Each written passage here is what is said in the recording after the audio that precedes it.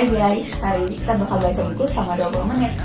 Ini adalah kebiasaan yang bagus kalian lakukan 20 menit di pagi hari dan 20 menit di malam hari. Jadi kalian tetap mendapatkan asupan gizi untuk otak kalian. Di sini aku akan membacakannya dia secara keras dan lantang.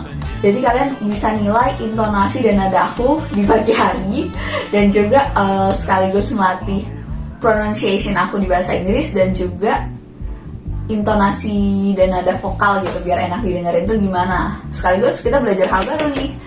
3 manfaat dalam satu kegiatan. Jangan lupa untuk taruh air dan timer untuk melakukannya. Segar-segar. Alhamdulillah.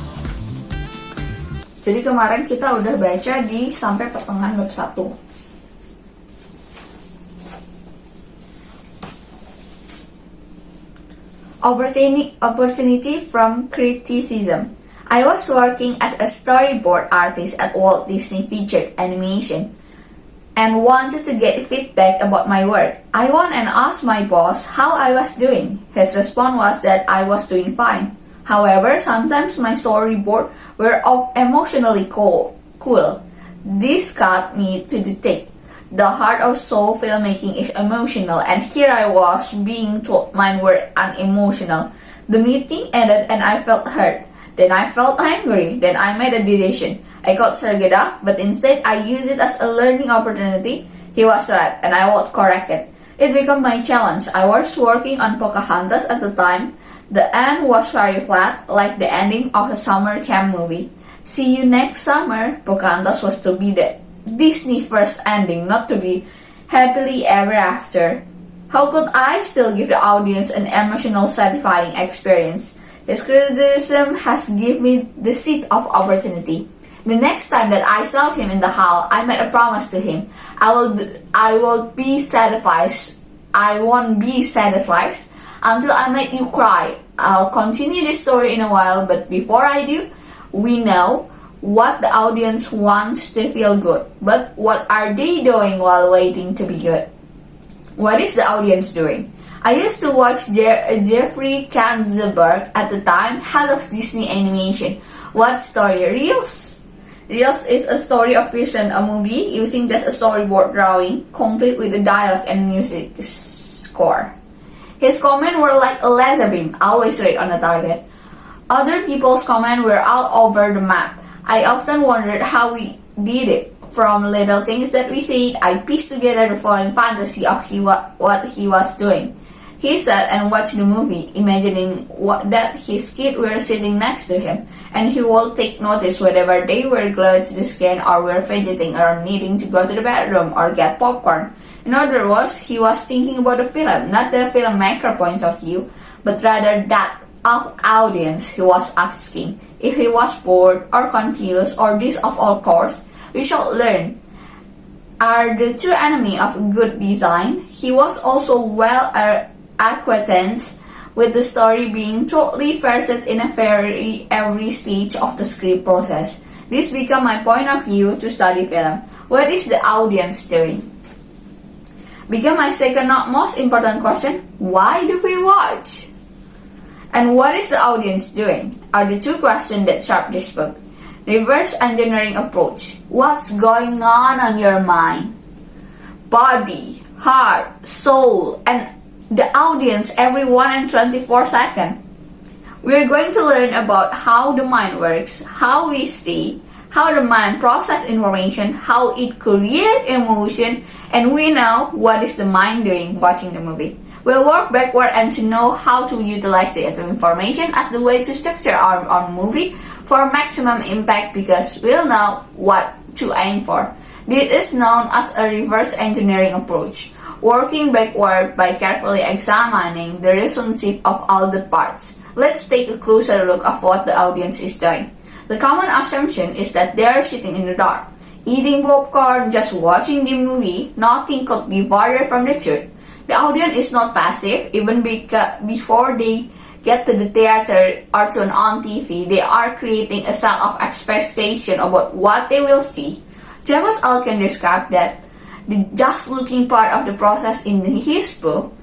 The object stare back. When I say just looking, I mean I'm searching. I have my eye out for something, looking and hoping, desiring, never just taking in light, never merely collecting pattern and data, looking in the process of a desire to process. We eat food, we own objects, we possess body. There is no looking without thought of the using, processing, reposing, owning, fixing, appropriating, keeping, remembering, commemorating, cherishing, borrowing, and stealing. I cannot look at any place of that any person without the shadow of the thought of processing that thing. Those other things doesn't just accompany looking, they are looking itself. Why do we watch? And more.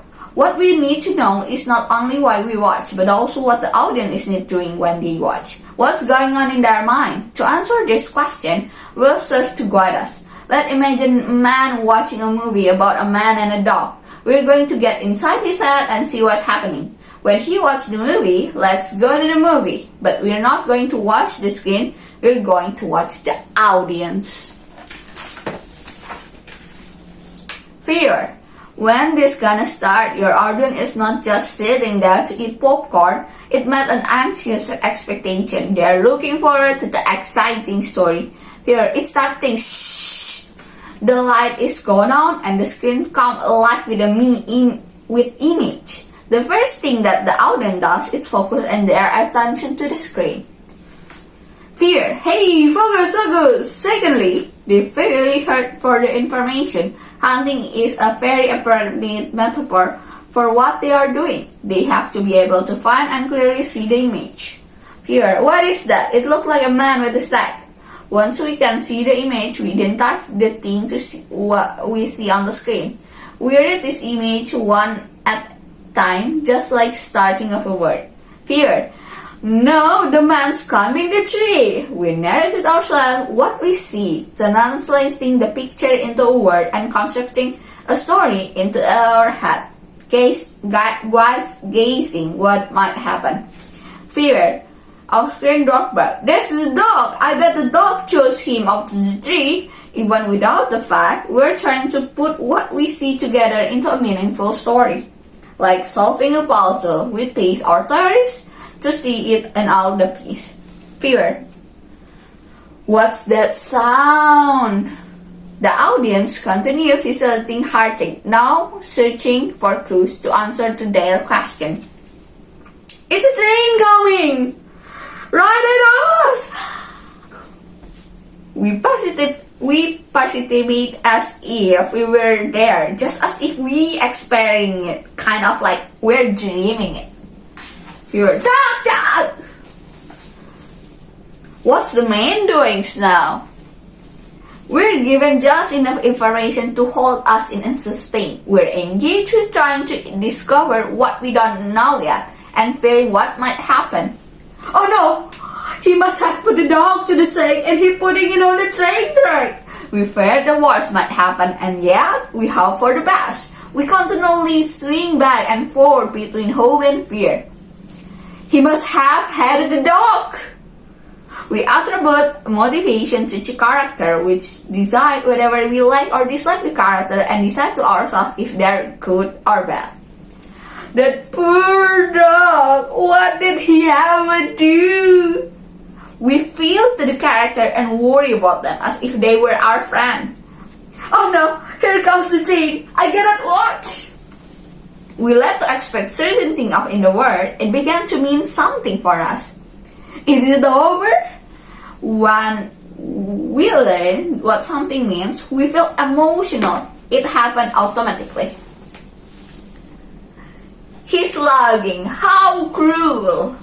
I wish he would get hit by the train. Justice in a power driving force in storytelling. We all have an internal sense of justice and what revenge for those who do bad things. What's that man doing? Oh, he's eating the places. That's horrible! Dark parks! Wait, there's dog? When the worst doesn't happen, we experience relief. We keep watching to see what's going to happen next. Then, what's in the bag? It's an apple. He was making a pounce. Now everything makes sense.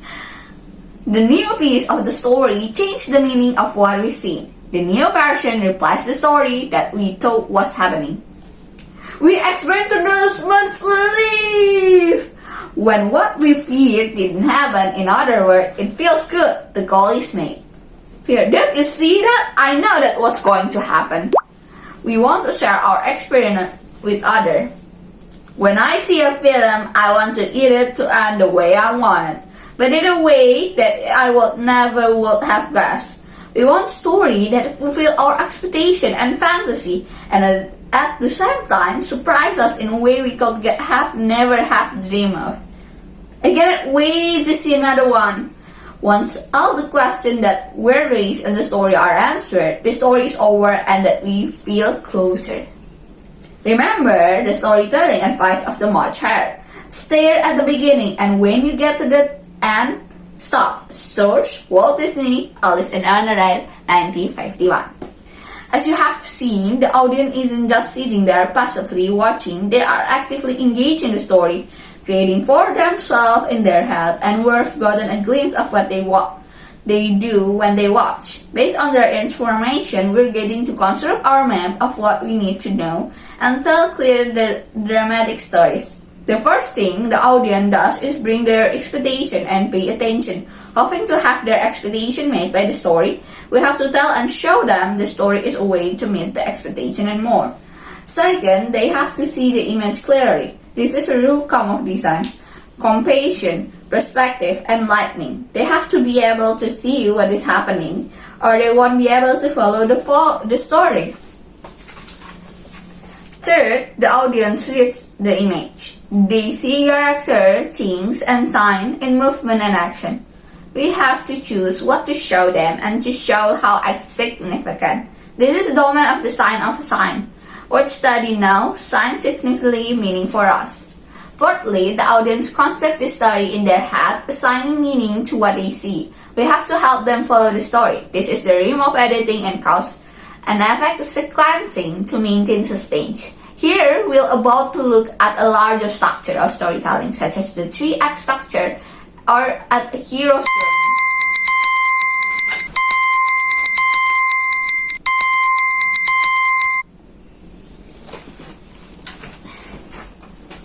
Next, meaning evoke emotion. When the audience is led to expect certain outcome, they automatically feel things. This is the area of identifying with the character of the point of view of the story. We'll also look for a special genre of emotion to see what makes them tick. Finally, with the closure of all narrative questions, they feel validation, closure, and relief. Now, all the process doesn't happen one for another. Many of them overlap and affect each other. We're not even aware of the most of the things going on. Happen outside of our awareness. We're lost in the event of the story and wondering what's going to happen. Promise to the reader. Intuition eliminated. There's a problem with the first time you try anything. Since you haven't done if you doesn't have any experience to draw upon to. So it becomes a process of trial and error. Unfortunately, most people who have encountered who teach filmmaking or a storyboard use an iterative approach. This is great if you have the experience, but if you don't, then you don't have to use trial and error to make a lot of learn the right of storyboard. Is to make a storyboard and make a movie. There is no substitutes for the experience, but there are tactics and techniques you can use to help you change of making your audience feel good now that you know the goal. You're off a great start. I believe that you can and will learn many skills by working through this book. You have scandalized all your companions along the way. In the beginning, you'll probably fall a few times, but eventually you did learn how to walk, and now you can do it without thinking about it. Once you have mastered this skill, you can forget them because you will have the experience to intuitively make movies that are emotionally wonderful, powerful. When you can use this technique as an analytic tool to polish what your heart being for, Skadalzais knew the secret of storytelling. Remember that I told you that you have to wait. That is the secret. You have to wait. The secret of storytelling is storytelling. Skadalzais using exciting cliffhanger to prolong her life from one night to the next. There's a whole repertoire of the storytelling technique based on the content of the flow of information. Who get to know what, when, and how. Skadalzais will tell a story about a character who will tell a story, and then the story will tell a story. She's embedded one story within another, and so on. Once I founded the story level 60, getting back to my boss comment, and the result of the pocket test training was not a dry in the ice in the house. I feel vindicated and learned a valuable lesson. You have to put your heart into your work, whether it's comedy, drama, horror, action, or romance. That's our goal. Remember the class comment that we watch movie to escape boredom and everyone laughed? That was a great clue. We want to avoid boredom. We want excitement in our life. We watch movie to feel alive, and yes, that feel good. Join this scandal journey and learn how to make powerful emotional story with specific tool, technique, and tactic, just as you will promise your audience that if they follow the thread of your story, they will have an emotionally satisfying experience that make them feel alive. Scarehaze knew another profound secret about why we watch. We're made of story. Don P.C. Adams believed that we create ourselves through narrative. If you want to know me, then you must know my story.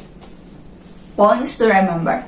We watch movie to feel good, meet the needs in audience, make sure your story is about something that matters, and will provide an emotionally satisfying experience for your audience, but work at the structural level. The secret of storytelling is storytelling. Learn the different tactic to tease your audience by making them wait. The next time you're up at a movie, pay attention to what experience you are going to as you watch. Notice them, what triggers your emotion.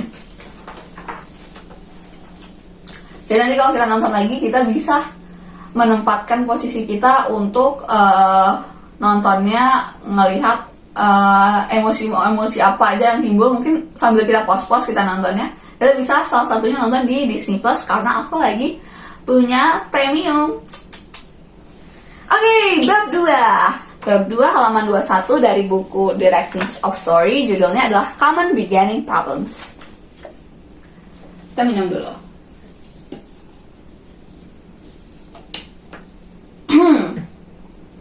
Where do you begin? We need image that can be clearly tell a story. Most beginners do not think in a story term when they draw. Commonly, drawing problems do arise. For example, drawing a high-angle look into both viewer point doesn't invite your viewer to identify with the character. But many beginning artists will choose this viewpoint. When I start drawing, I did this too. Why do people draw this view look in the down into the room? Do they wish they were a bird? Don't we normally see things like the second view? Why don't most people draw like this? It is easy to learn how to fix this type of problem. However, telling the story using the picture is harder part of the job. How do we learn to tell story? We tell story from life experience. I went here and we did this and then we did that. And we're doing it all our life since we learned to speak. We tell many stories every day throughout our life. Over time, we fine-tune our storytelling so that we can make ourselves understood by others. The story form is how we organize in our experience. Most of us, however, have not had the same amount of experience or need to tell visual story in everyday life. Verbal communication is much more efficient and quicker. Although we don't remember it, we did have to learn how to tell verbal story. The skills that involve how to present a story visually also have to learn. Daily life doesn't teach this skill. Drawing itself usually seen as a skill you're either born or without. Movies are consciously designed to appear seamless. This makes it harder to analyze how they're put together. We also learn that you have to watch a movie at least twice before you can really analyze it. Because to the first viewing, people are lost in the story. It's often easier to learn what not to do by watching bad movie because the flaws are visible when we can learn how to put it together visual story. Catch 22 of the character drive and intuitive approach. When we start learning about storyboarding, I was always heard that the praise of the story was too character driven. I still heard it at the time when the character driven story. A character driven story is one of which to desire the character drive them to take action. And these actions are what drive the story. Is there any kind of story? You may ask. The opportunity of character-driven story is one that plot-driven. This is where the sequence of action is designed independently of a character, and actually most stories are a mixture of them too. What do your character want? This question is what drives the character-driven story. When we identify with a character, we really identifying with the process of him and her wanting something. In this way, we can identify with characters who are in many ways unlike us physically or emotionally. They may be a lion, an alien, or a mermaid, but we all have the same desire. Characters have to take action to get what they desire. In this action, that the character led into trouble based on their personality. Most characters are not knowing how to deal with their desire. That's why we can relate to them. They have to use their own skill and learn new one to solve their problems. It's a very powerful. Plot and character are interconnected, but their character have to be active. In a sense, they are the one driving the story. According to Harold Innis, author of The Bias of Communication, each medium has its own strength and weakness. It has aspects it can represent them well and other aspects that get lost in translation. Novel excel at despising what people think. Plays are really good at portraying dialogue. A movie doesn't deal with people's internal dialogue the way a novel can. I'm hungry.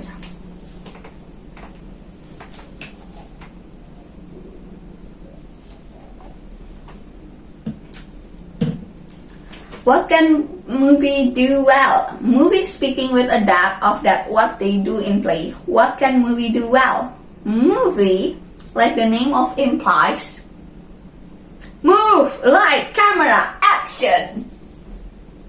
Movie show people in the action. We watch movie to see what people do. Specifically, we watch to see what they want to do under pressure, extreme pressure, and why they do it. So, character-driven stories are about character taking in action to get what they want. So, what's the problem? The problem is that while the drive of a character are crucial, it doesn't help to structure the visual telling of the story.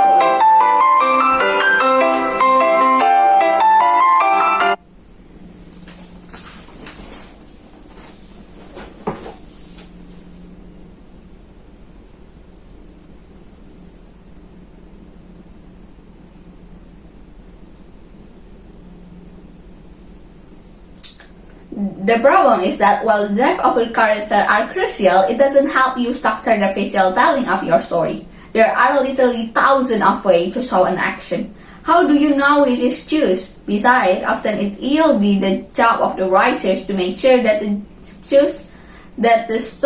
master story is character driver.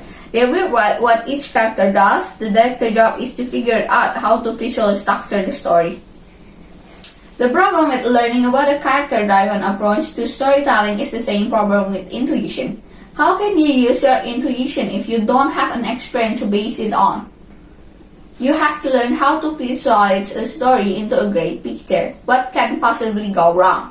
We've all learned a tale story, so telling a story in pictures should be easy, right?